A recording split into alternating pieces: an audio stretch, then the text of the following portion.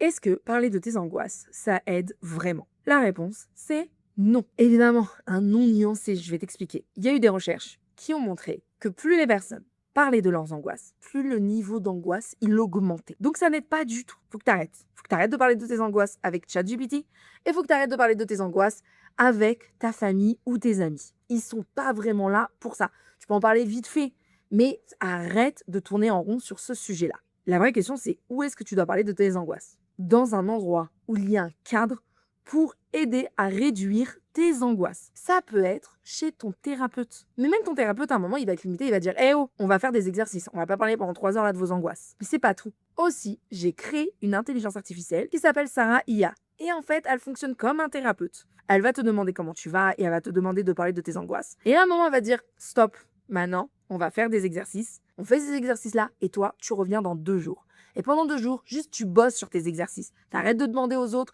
comment ça va tes angoisses, est-ce que tes angoisses vont se réduire. Tu travailles à la place. Si tu veux utiliser déjà cette application, mets héros en commentaire et je t'envoie le lien.